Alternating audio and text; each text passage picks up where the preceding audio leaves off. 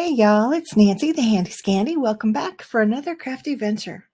And today I'm going to be doing something a little bit different again. As I've said, I'm doing some abstract acrylic painting in my art journal, doing a little flip through of my journal.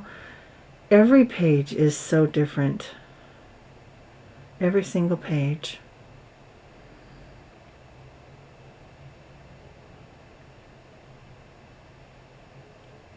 And the one that I'm about to do will fit that mold as well. It's very different. So I've drawn some inspiration from Denise Love, and she is, well, she's very inspirational. She's very good at teaching, and I learned something new with every video that I watch. And today I'm following her inspiration again and creating an abstract floral arrangement. Starting out by playing with my new matints, keeping in mind that the matints are just that. They're matte tints, and they're very, very translucent, as you can see. They just tint the paper. But what I'm noticing as well, and this is really my first time playing with them on paper, I'm noticing that they just soak right into the paper, the pigment does, and it doesn't move, it doesn't blend. And that was my hope, was that I could blend them.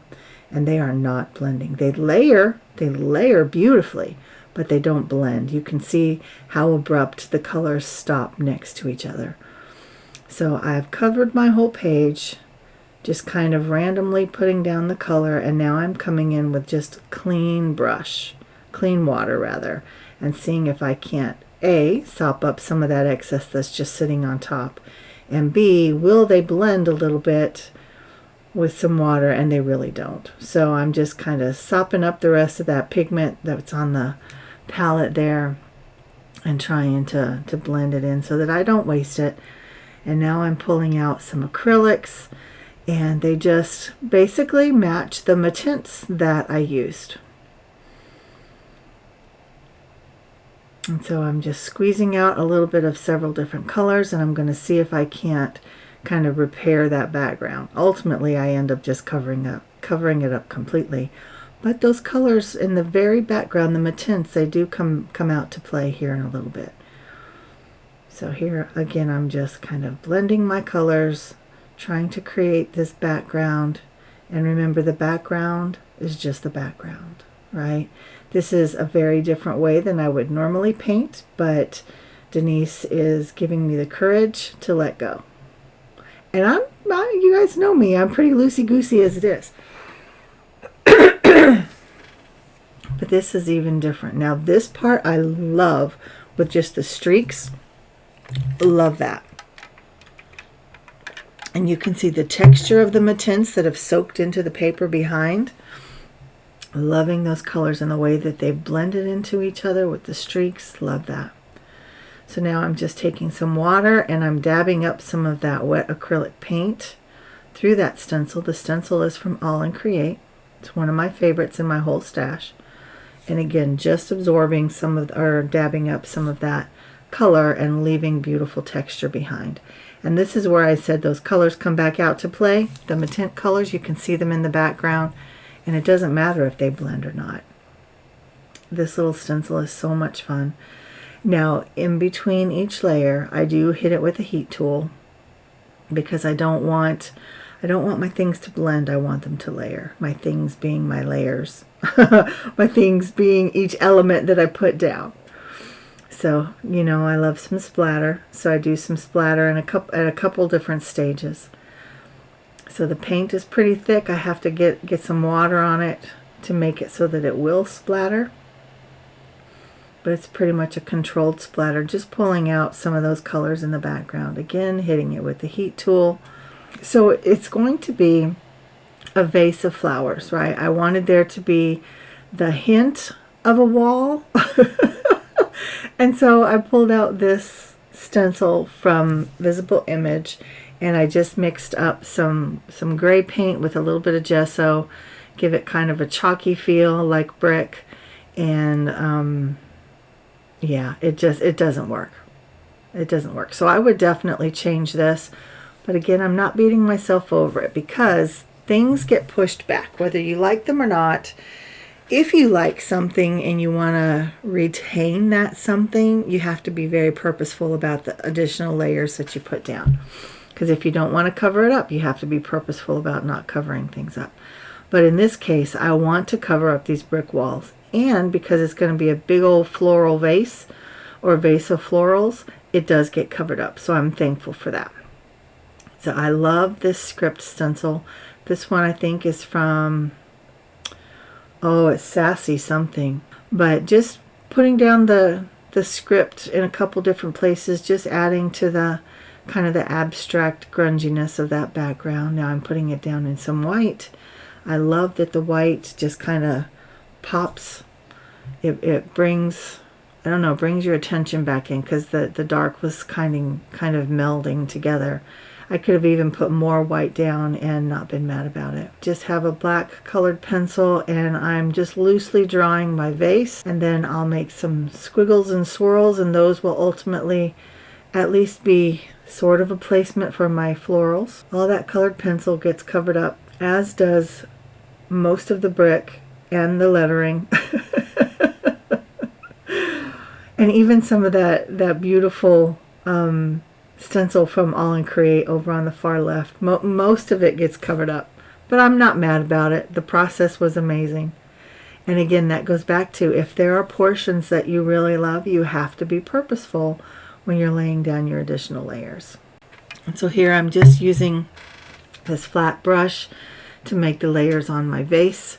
Now, you know, my lines weren't perfect by any means, and my edges aren't perfect, but I do come in and I do some pen work towards the end, and that helps to kind of clean up those edges a little bit.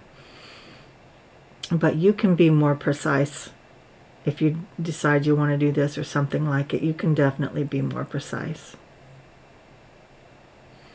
You can mask it off, you can measure and all of that, but y'all know I'm not going to do that.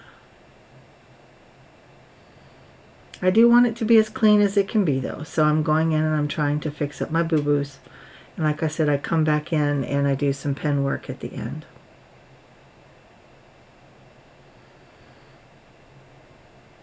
Alright, and now I bring in my big old mop brushes, and this is where I start to build my flowers. I have some more colors that coordinate with those matints and the other colors that I use to paint my background. They're just brighter and bolder. And I literally am just swirling my paintbrush. I want to make sure that there's plenty of color in the brush so that I can make my full swirl and not run out of color. But I also want there to be texture and visible layers. And so that's why I keep going in again and again.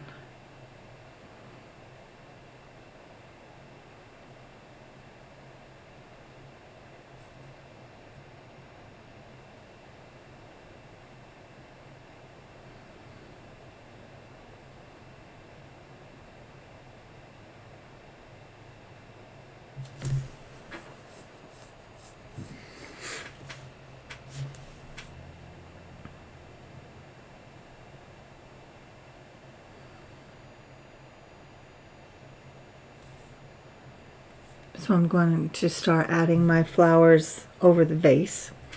They will interrupt the borders of that vase. And this is again why the messiness on the edges doesn't really matter. I'm going to cover that up with flowers as well as with some leaves. And then I go back in with that pen work like I said.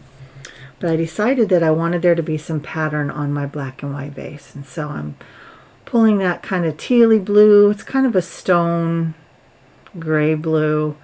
And just dabbing that through the stencil, and then I decided that I wanted to use my paintbrush instead of the tissue that I was using, because that was getting messy even in just those couple of strokes. In the end, this is another thing that I would change. I would not add that, or I would add something different, but I would probably play with it off of the canvas first. Before I come back in. I guess it's not a canvas, it's watercolor paper. And I do come in again with some pen work and I clean that up. And so in the end, it just is another element, but it's definitely an element that I would have done differently or omitted altogether. right? The contrast of the black and white with the rest of the color on the page was a nice contrast. But I just thought it would be fun to have some kind of a stenciled image on my vase. So that was my thought process, and here's my thought process that I would change it. So here's some of that pen work. Again, it's messy pen work. It's squiggly. It's, again, very much imperfect. But I do come in and clean it up some more after I do this little bit of pen work. And I don't go around every single petal on this stencil, but just a few, just to clean them up a little bit.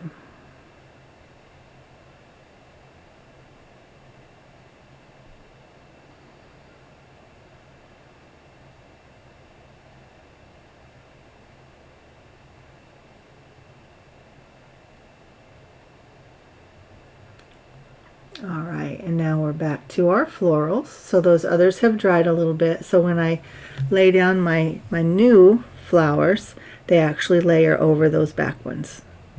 So those first ones go to the background, so you can see some depth and dimension. And here's where I'm painting over the borders, if you will, of the vase. And so it's covering up some of that mess.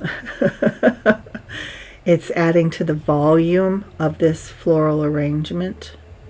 But something that I'm noticing is that these acrylics are a little more translucent than I thought they were. So I do go in with additional layers after these guys are dry, so that I can more effectively cover up the edges of the vase. And so these little blobs are basically like buds, or, you know, something like that. Maybe some flowers where the petals are falling off, or that they're just about dead. Then I decided I wanted some pops of green for leaves, so I come in and I just randomly kind of make some very loose, very abstract leaf shapes.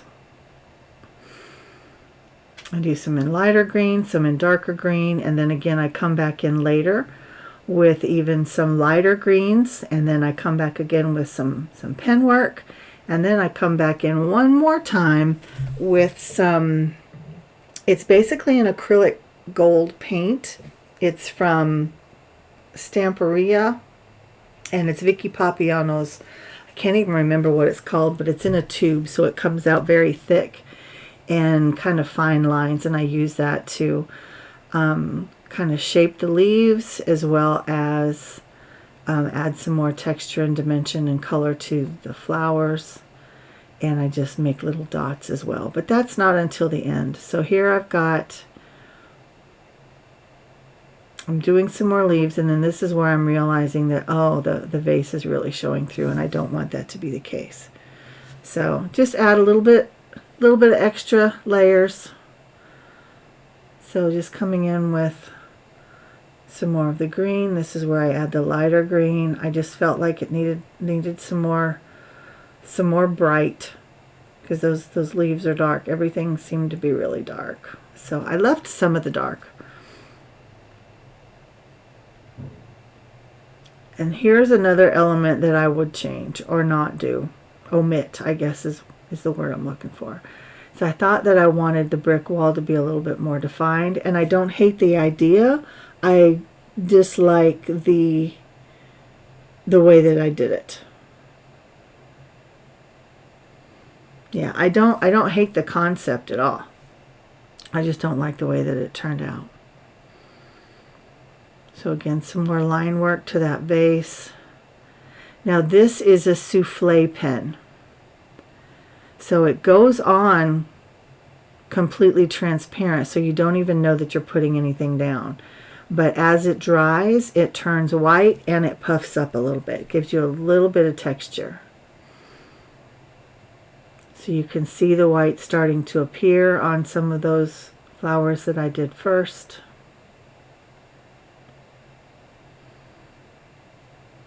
So I'm trying to slow myself down so I can see where I have and have not added this souffle pen, but you can see it. You can see it now as it dries. It's a very interesting product. So here I'm coming in with that black pen again around the leaves. And the thing with that black pen is it's a very fine point, and it was picking up the paint instead of laying down the ink. So I had to pull out a different paint with, or a different pen with a felt tip instead of a ballpoint pen.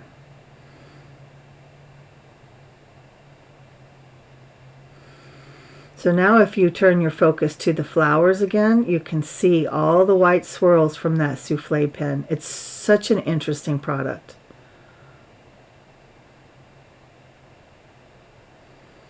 Now you can see the detail that the black lines have added. Yeah, got to add some black splatter. I am of the school that nothing is complete without a little bit of black. Excuse me. I know not everybody feels that way. I know Denise doesn't feel that way, but I love some black splatter. And just that contrast that black and or white give. And in this case, of course, I used both. So I did have some parchment paper down between the page that I'm working on and the pages behind it, and of course that masking tape so that I didn't bleed over onto the other page. But my splatter is everywhere. So here's where I'm adding some of the gold as splatter, and then I come in and I start adding it to the swirls of the flowers as well, and the leaves. And this is a gold paint from Arteza, but I come back in with the product from Stamperia off screen. But you'll see it. You'll see the texture that it adds and the dimension that it adds when I show you the close-ups.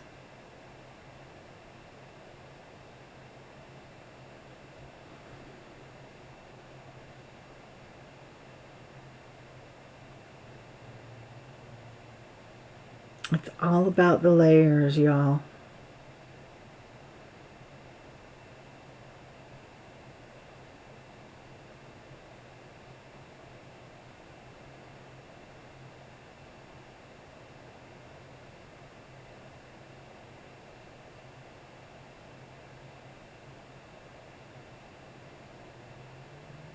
This was so much fun.